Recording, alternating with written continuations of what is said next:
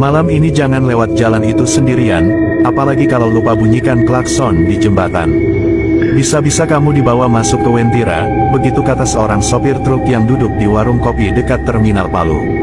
Kata-kata itu hanya kudengar sekilas, tapi terus terngiang di kepala. Aku yang waktu itu baru pulang kerja dari arah Donggala sebenarnya tidak terlalu percaya dengan cerita mistis. Tapi rasa penasaran, ditambah jalur jalan Trans Sulawesi memang paling cepat untuk pulang, membuatku akhirnya tetap memilih melewati jalan itu. Angin malam berhembus kencang, hutan di kiri kanan jalan terasa pekat dan dingin.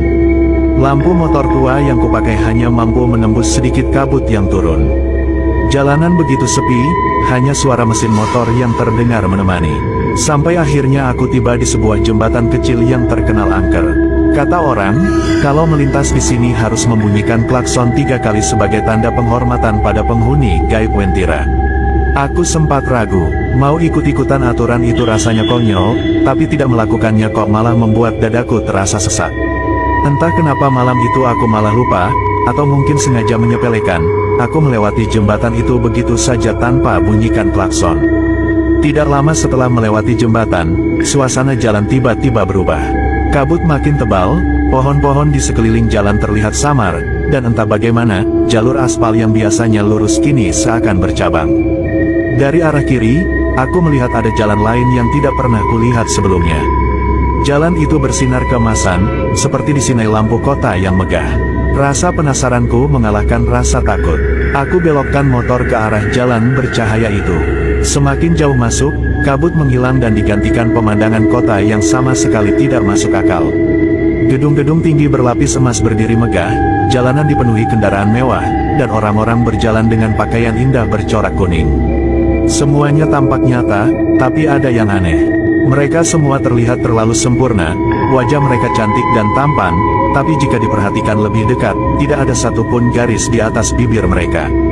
Aku memarkir motor di tepi jalan. Seorang pria berjas emas menghampiriku. "Selamat datang, kau sudah sampai di kota kami," katanya dengan senyum ramah. Aku tertegun, lidahku keluh. Suaranya lembut, tapi tatapannya menusuk. "Ini, di mana?" tanyaku dengan suara bergetar. "Inilah Wentira, kota yang tak semua orang bisa lihat.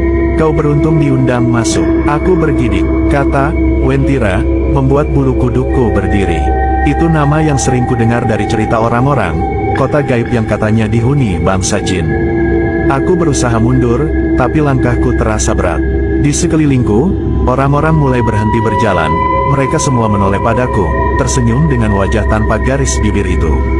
Seorang perempuan muda dengan gaun kuning keemasan mendekat. Wajahnya cantik, tapi tatapannya membuat tubuhku membeku.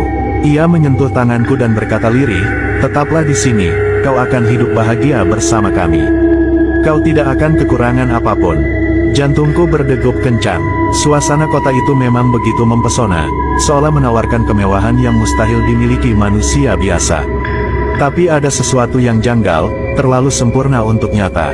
Saat aku mencoba melepaskan tangannya, perempuan itu menatap tajam, matanya berubah seperti mata kucing berkilau di kegelapan. Aku tersentak dan berlari sekuat tenaga. Namun, semakin aku berlari, jalanan kota itu seakan berputar. Setiap sudut yang kulewati selalu kembali ke tempat semula. Gedung emas menjulang, kendaraan mewah melintas, dan orang-orang tetap menatapku dengan senyum yang sama. Aku merasa seperti tikus yang terjebak dalam labirin. Di tengah kebingungan itu, samar-samar terdengar suara klakson motor. Aku menoleh ke belakang, dan di ujung jalan kulihat cahaya lampu motor yang familiar. Itu suara motor orang lain yang lewat di jembatan dunia nyata. Suara itu seperti panggilan untukku. Aku berlari ke arah suara itu, menembus kerumunan orang-orang Wentira yang mencoba menahanku. Tiba-tiba, seorang pria tua berjubah panjang berwarna kuning berdiri di tengah jalan. Tangannya terangkat, menghentikanku. "Kau tidak boleh keluar, kau sudah kami pilih." Suaranya menggema, bukan hanya di telinga, tapi sampai ke dalam kepalaku.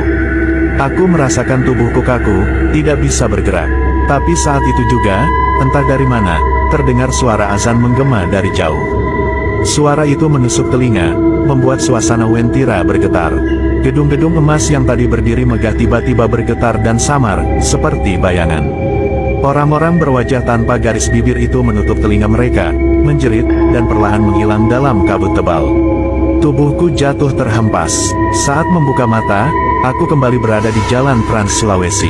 Motor tuaku tergeletak di pinggir jalan, dan jembatan kecil yang tadi kulewati tampak tepat di depanku. Nafasku terengah-engah, tubuhku penuh keringat dingin. Aku cepat-cepat menyalakan motor dan kabur dari tempat itu tanpa menoleh lagi. Sejak malam itu, aku bersumpah tidak akan pernah menyepelekan peringatan orang-orang. Jalanan menuju Wentira bukan sekadar mitos. Aku telah melihat sendiri, kota emas itu memang ada. Dan aku tahu, kalau saja aku terlambat sedikit mendengar suara azan, mungkin aku sudah tidak akan pernah kembali. Sampai sekarang, setiap kali melewati jalan itu, aku selalu membunyikan klakson 3 kali di jembatan. Bukan sekadar untuk menghormati, tapi sebagai pengingat bahwa aku pernah hampir hilang di gerbang emas Wentira, kota yang tak kasat mata. Dan ingat, cerita ini hanyalah fiksi yang dibuat untuk hiburan. Tapi soal Wentira, mitos tentang kota gaib di Sulawesi Tengah itu masih tetap jadi misteri, yang sampai sekarang belum ada jawaban pastinya.